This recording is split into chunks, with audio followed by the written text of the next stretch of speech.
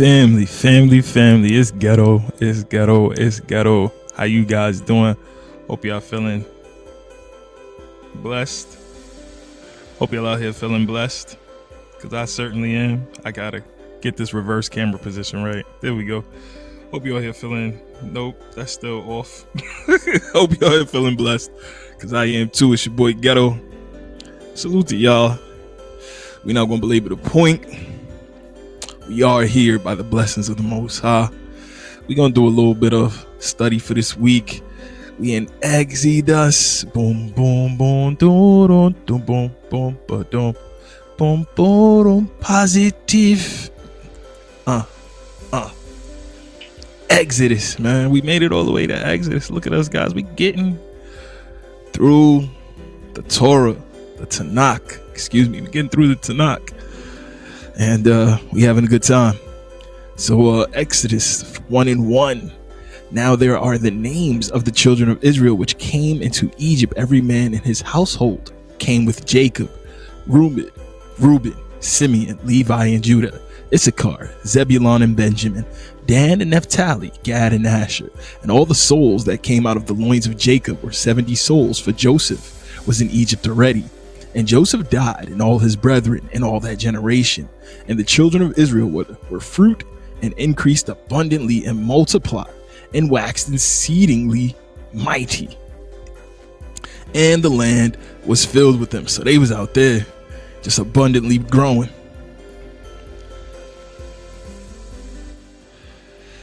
Now there arose up a new king over Egypt, which knew not Joseph. And he said unto his people, behold, the people of the children of Israel are more and mightier than we.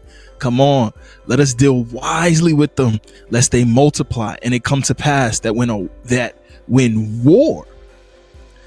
there falleth out any war, they join also unto our enemies. So they were afraid that because there were so many of them, and they were becoming so vast, and the relationships which existed previously between Joseph and the previous Pharaoh, all that good feeling and camaraderie that they shared at that time was no longer there with this new Pharaoh.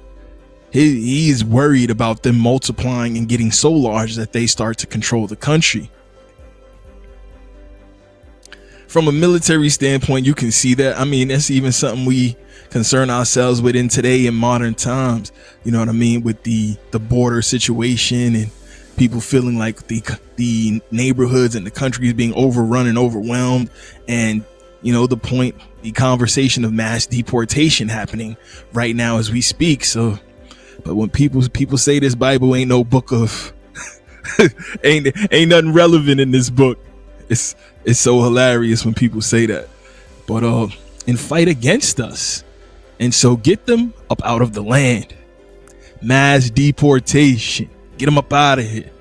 Therefore they did set over them taskmasters to afflict them with burdens, and they built for Pharaoh treasure cities, Pithom and Ramses. But the more they afflicted them, the more they multiplied and grew. These is babies, kids, baby. They don't die, they multiply. And you giving them more work. It's crazy because you think you're hurting them, but in reality, you're kind of building them up because you're working them out. You putting them in the hot sun, you're making them work out, and you're just raising the ability, how much punishment they can take and how strong of a people they'll be. But I guess they didn't realize that back then. Of course, some people are going to fall off and get hurt and, you know, unfortunately pass in the heavy-handed, grievous type of work that they're being given. But the majority will survive that and thrive, especially the youth. And you're only making the youth stronger, which will make their children stronger. So it's kind of like a catch-22 what Pharaoh was doing. He should have just let them sit around and eat cake all day, to be honest. With what we know about diet and nutrition now and exercise. But I digress. I'm gonna keep going. And the Egyptians made the children of Israel serve with rigor. That's only making them stronger. And they made their lives bitter with hard bondage in mortar and in brick and in all manner of service in the field. All their service wherein they made them serve was with rigor. It's like they back breaking, overtime, double overtime, triple, quadruple shifts, back breaking labor. And the king of Egypt spake to the Hebrew midwives, of which the name of one was Shiphrah, and the name of another, and the name of the other Puah. And he said, when ye do the office of a midwife to the Hebrew women, and see them upon the stools, if it be a son, then ye shall kill him. Slaughter of the innocent. Slaughter of the innocent. But if it be a daughter, then she live, because they know we can impregnate the daughters and eventually we can wipe out these people. But if they have sons, their sons will impregnate our daughters and they will continue to live on. But the midwives feared the Most High, and did not as the king of Egypt commanded them, but saved the men children alive. And you risking a lot at this time, because the king of Egypt, he's seen as a god on earth. So you're literally, going against who many people see as a deity, a deus, right here in the earth. So shout to those midwives for having such conviction in the Most High and such a faith that they would go to that length.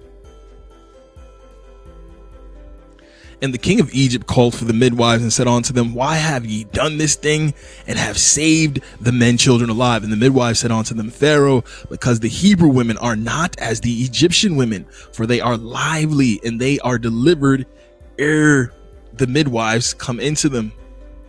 Like, they delivering the baby so fast, we not even getting there. We're not there to really see the situation over. Therefore God dealt well with the midwives, and the people multiplied and waxed very mighty. And it came to pass, because the midwives feared God, that he made them houses. And Pharaoh charged all his people, saying, every son that is born ye shall cast into the river, and every daughter ye shall save alive. Pharaoh wasn't playing, boy. Exodus 2. And there went a man of the house of Levi. The Levites, as we remember, this is the house that has been tasked with being over the synagogue, being over the temple, overseeing the building of the temple, overseeing the people, overseeing the donations. Their portion is the donation portion. They don't have to do military they don't have to be in the military ranks if they don't want to be, because their portion is to take care of the temple and to minister to the people for the Most High. That is their lot. And the woman conceived and bare a son, and when she saw him that he was a goodly child, she hid him 3 months. And when she could no longer hide him, she took him an ark of bulrushes and daubed it with slime and with pitch, and put the child therein. She's pretty much trying to make a makeshift little canoe, reed basket built canoe, as simply as she could, but as sternly as she could, and put the child therein. And she laid it in the flags by the river's bank, essentially right there at the edge of the water. And his sister stood far off to wit what would be done, to witness, to watch, to be able to see. And the daughter of the Pharaoh came down to wash herself at the river, and her daughters and her maidens walked along by the riverside. And when she saw the ark among the flags, she sent her maid to fetch it. And when she opened it, she saw the child, and behold, the babe wept. And she had compassion on him and said, this is one of the Hebrews' children. Then said his sister to Pharaoh's daughter, shall I go and call to thee a nurse of the Hebrew women, that she may nurse the child for thee? And Pharaoh's daughter said to her, go. And the maid went and called the child's mother. And Pharaoh's daughter said unto her, take this child away and nurse it for me, and I will give thee thy wages. And the woman took the child and nursed it. And the child grew, and she brought him unto Pharaoh's daughter, and he became her son. So she stuck to her word of the bargain.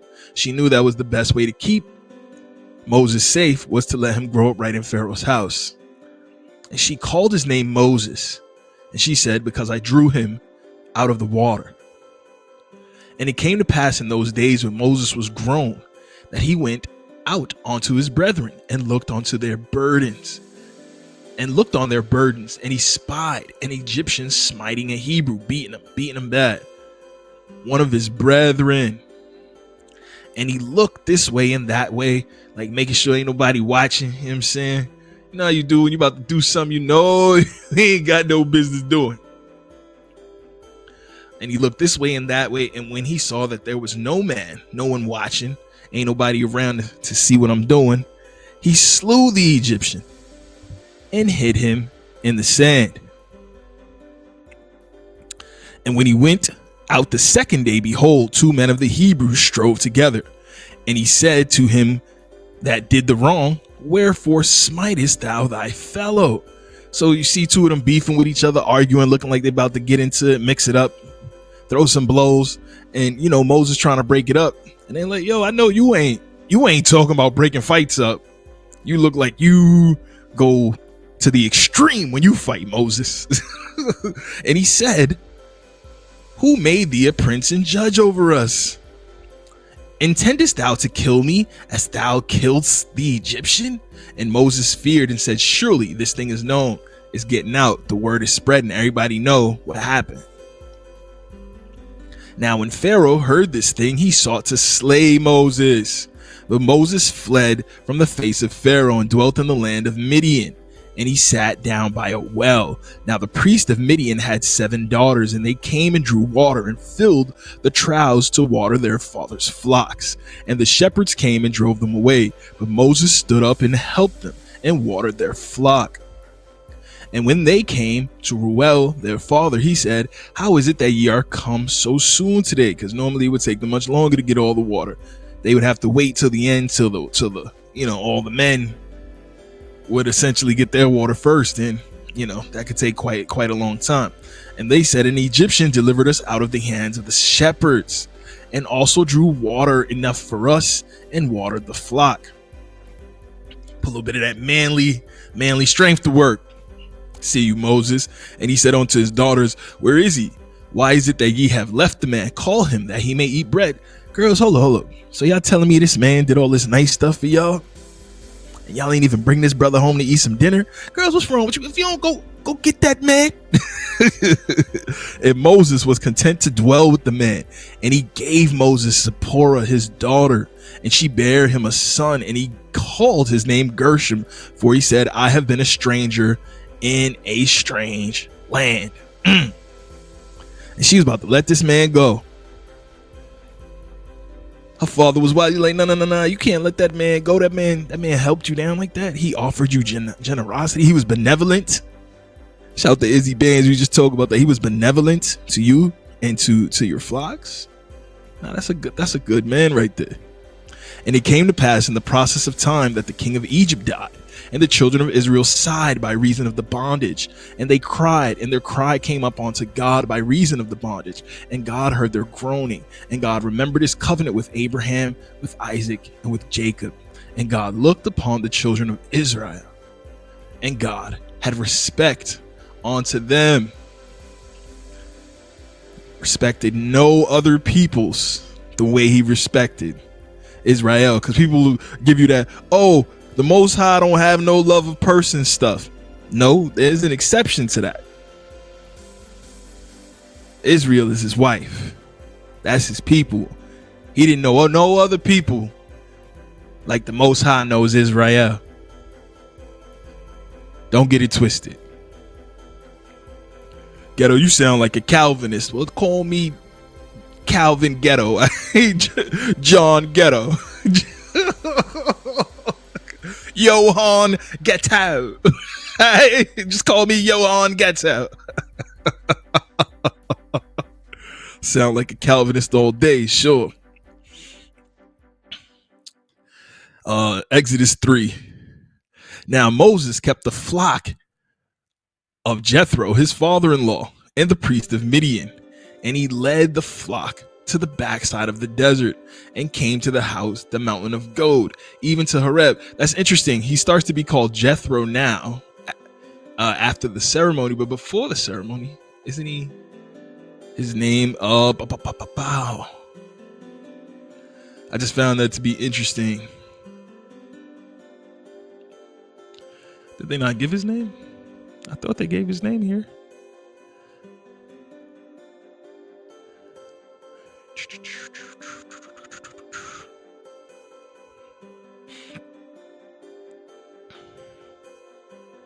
Reuel,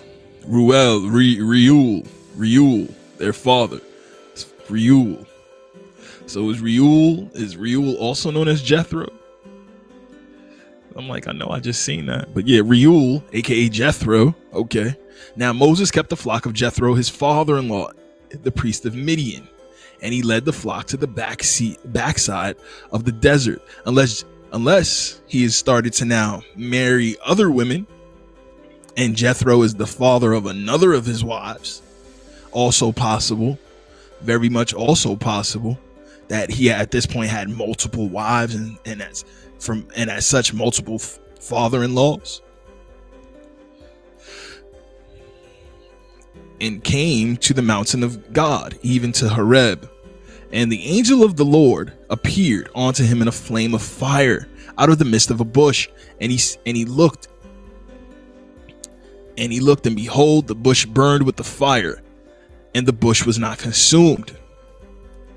And Moses said, I will now turn aside and see this great sight, why the bush is not burnt. Because that's that sensimilia. Oh, we gonna get into that, y'all. We definitely have to have some conversations about the Blessed Sacrament, as it was called in the Supreme Court case, the District of Florida Supreme Court, when the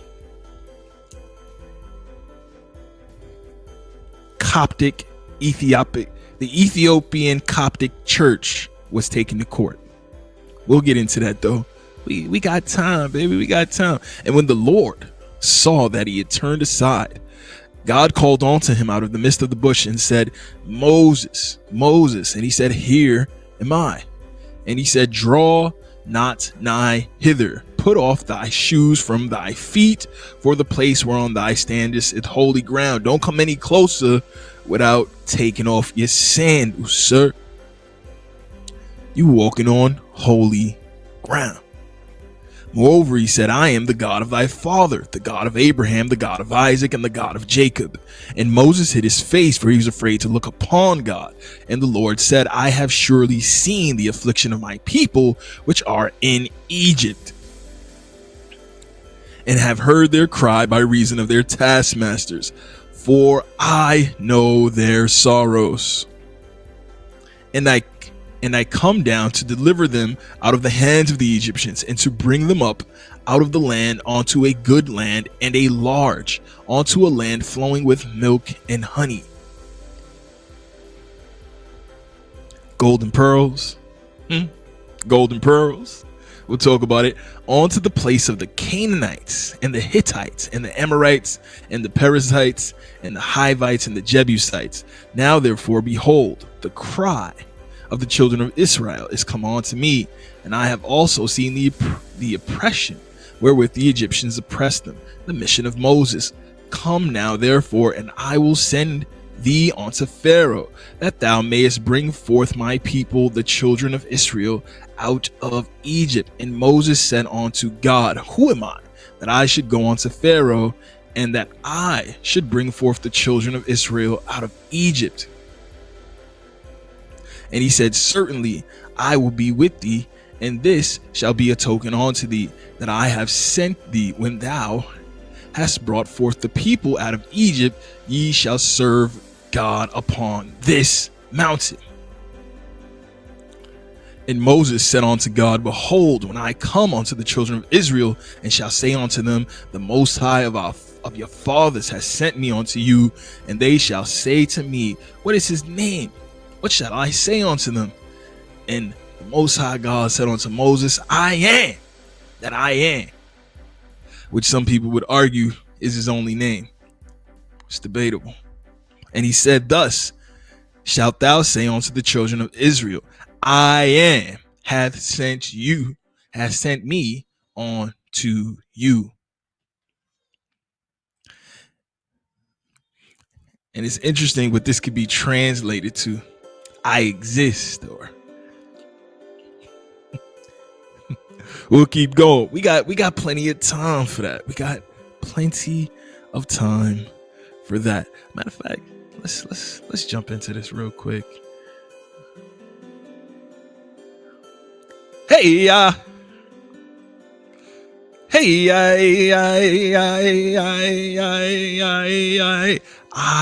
am. Hey, ya. Strong's Concordance, Hebrew, I am. Hey, ya.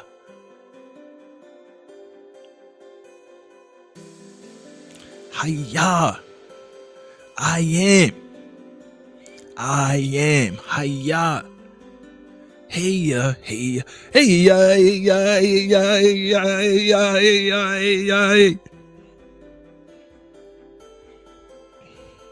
I am.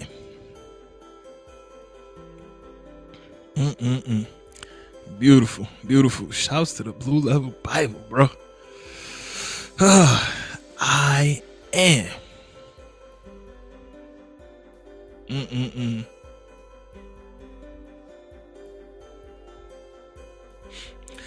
Continuing on, and the Most High God said moreover unto Moses, thus shalt thou say unto the children of Israel, the Lord God of your fathers, and the God of Abraham, the God of Isaac, and the God of Jacob hath sent me unto you.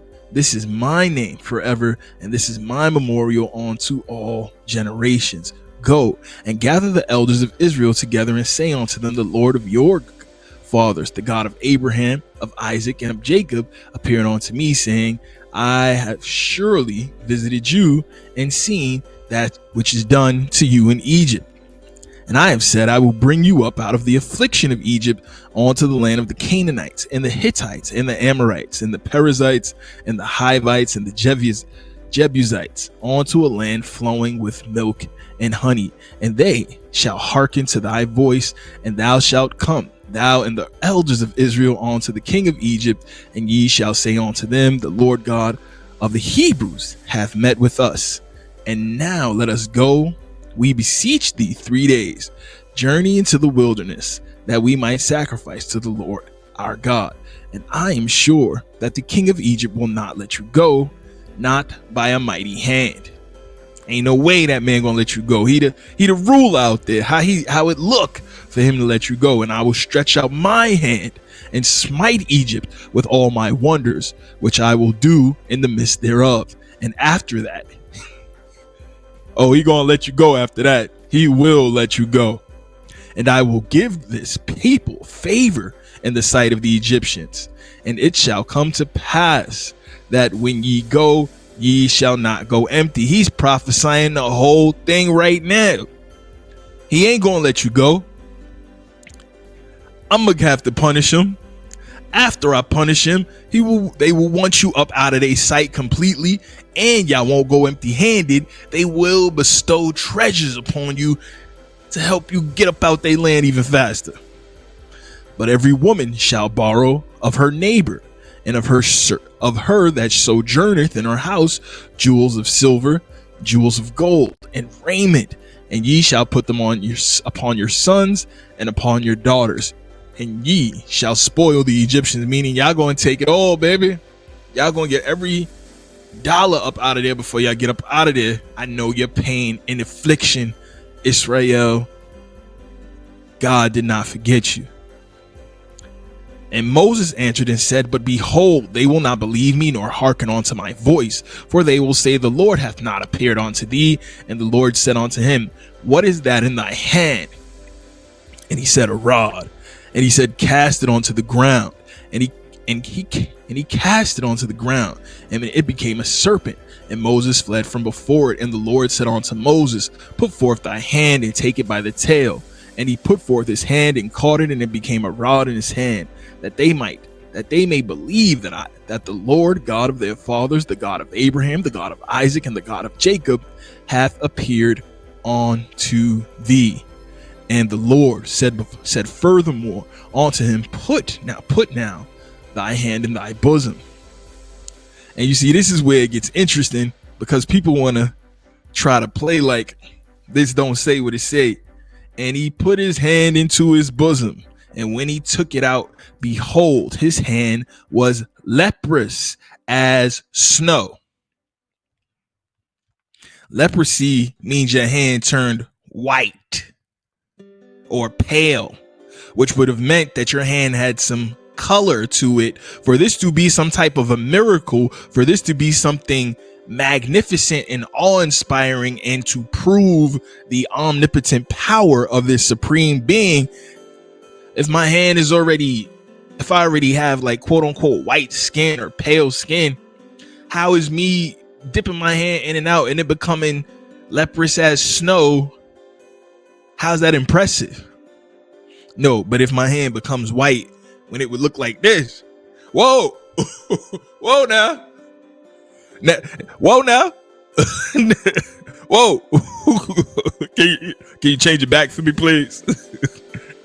My wife or my wives might not like this. And he said, put thine hand into thy bosom again. And he put his hand into his bosom again, essentially into his sleeve, his coat, to his breast pocket, and boom, and behold, it was turned again as his other flesh. All right then, and it shall come to pass, if they will not believe thee, neither hearken to the voice of the first sign, that they will believe the voice of the latter sign. Promise you, you show them this, they gonna know what it is. And it shall come to pass, if they will not believe all these two signs, neither hearken unto thy voice, that thou shalt take of the water of the river and pour it upon the dry land, and the water which thou takest of the river shall become blood upon the dry land. And Moses said unto the Lord, O my Lord, I am not eloquent, neither heretofore nor since thou hast spoken unto thy servant, but I am slow of speech and of a slow tongue.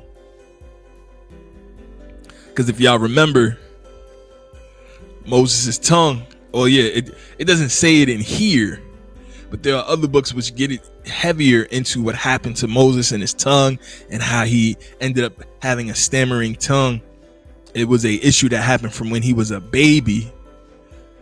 He put as the story goes in other religious texts, he took the king's crown and put it on his head. And they saw that as a sign that he was destined to take over Pharaoh's position.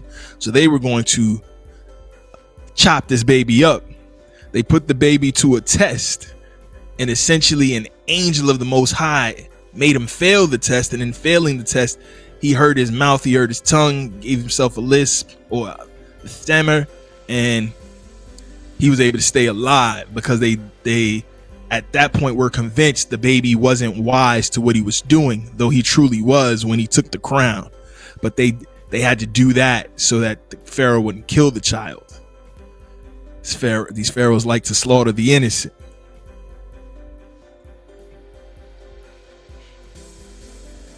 And the Lord said unto him, who hath made man's mouth, or who maketh the dumb, or the deaf, or the seeing, or the blind? Have not I the Lord? Now therefore go, and I will be with thy mouth, and I will teach thee what thou shalt say. And he said, O my Lord, send, I pray thee, by the hand of him who thou wilt send. And he said, O my Lord, send, I pray thee, by the hand of whom thou wilt send. And the anger of the Lord was kindled against Moses. And he said, is not Aaron the Levite thy brother? I know that he can speak well. And also, behold, he cometh forth to meet thee. And when he seeth thee, he will be glad in his heart. And thou shalt speak unto him, and put words in his mouth. And I will be with thy mouth, and with his mouth, and I will teach you what ye shall do. And he shall be thy spokesperson unto the people, and he shall be even he shall be to thee instead of a mouth, and thou shalt be to him instead of God. So I'ma teach you, he'll be your mouthpiece, he'll be your spokesperson, you'll be his leader, you'll walk him and talk him and give him the directions on everything to say. You'll be a God unto him, I'll be a God unto you. He'll be your mouthpiece to the people and be almost a Lord God unto them as he's, prophesying to the people. And thou shalt take this rod in thine hand, wherefore thou shalt do signs. And Moses went and returned to Jethro, his father-in-law, and said unto him, let me go, I pray thee, and return unto my brethren which are in Egypt, and see whether they be yet alive. And Jethro said to Moses, go in peace. And the Lord said unto Moses in Midian, go, return into Egypt, for all the men are dead which sought thy life. And Moses took his wife and his sons and set them upon an ass, and he returned to the land of Egypt. And Moses took the rod of God in his hand.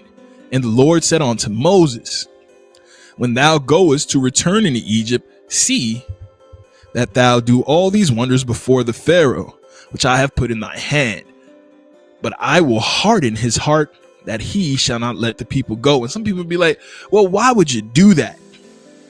Why would you harden his heart? Why would you convince him to get angrier and more steadfast and more stern and more strict and more domineering and more hard-headed, so that he would not let the people go? And this was so he could prove he was God. And some people say, that's crazy, that doesn't make any sense. You are trying to think at a level that's above your pay grade. Let's keep going. And thou shalt say unto Pharaoh, thus saith the Lord, Israel is my son, even my firstborn. And I say unto thee, let my son go, that he may serve me. And if thou refuse to let him go, behold, I will slay thy son, even thy firstborn. And he's telling him everything that's going to happen, even before the first plague started, even before the confrontations with the Pharaoh began. He laid down step by step how this whole thing was going to happen. Failing to plan is planning to fail, guys.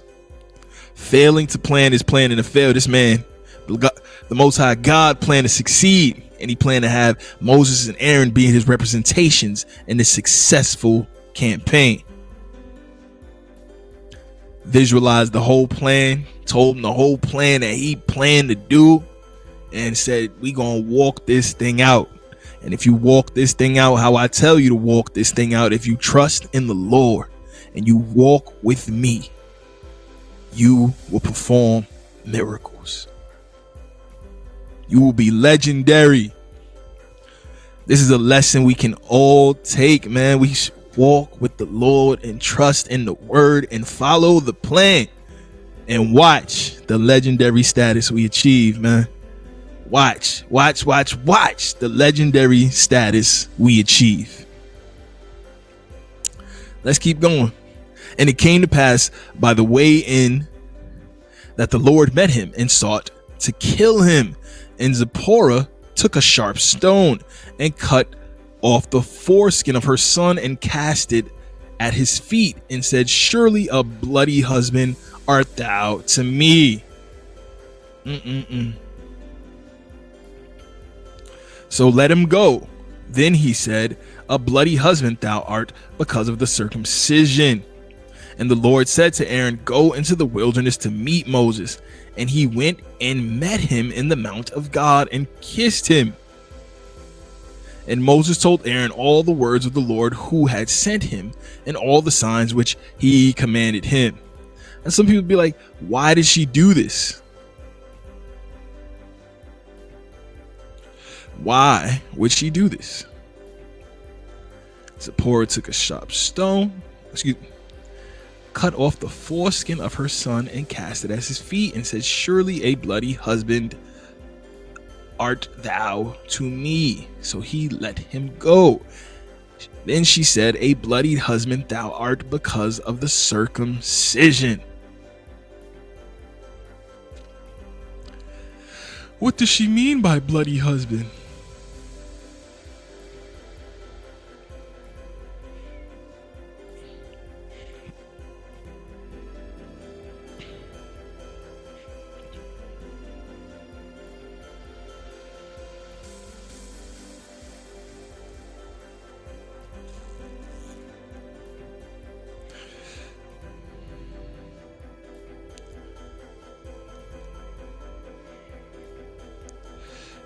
To be red, whence Talmud, Edom. Blood red, yeah. So she gave her son a circumcision. And that circumcision was a sign between her and her husband. Blood, wine.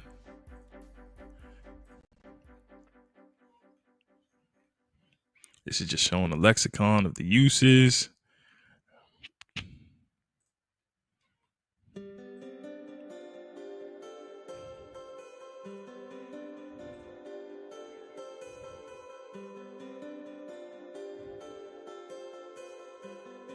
Blood of the grape. Slaying the guilt of slaughter.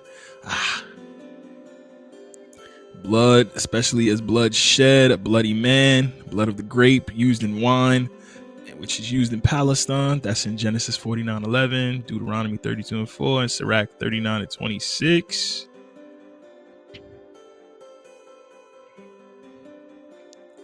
It's just showing you all the different ways and all the different contexts the words are being used. But in our context, in Exodus, boom, boom, boom, boom, boom, she did a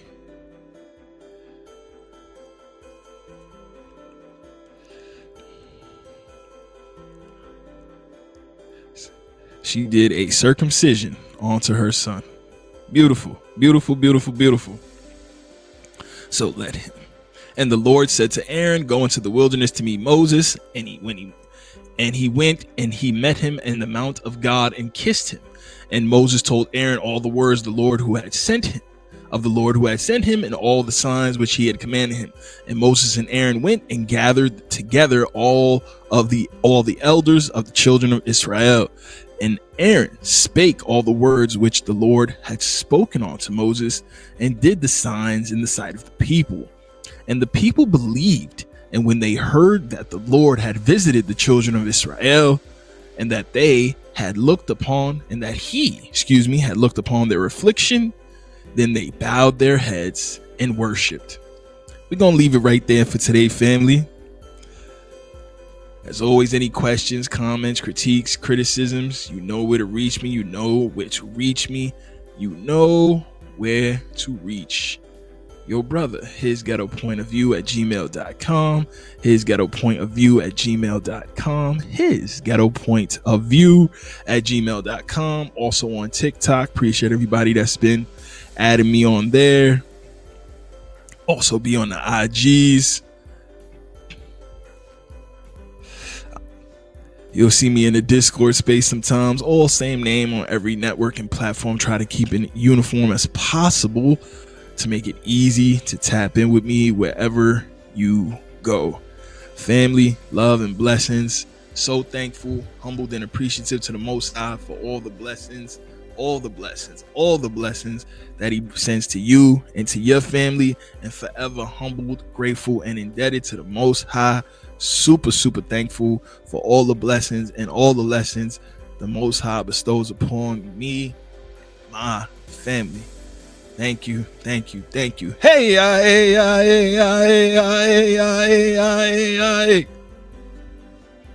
I am. Tell him I am. Hey. Shout to the natives. Shout to the tribes. Shout to everybody. Peace and love, fam. See you at the next one.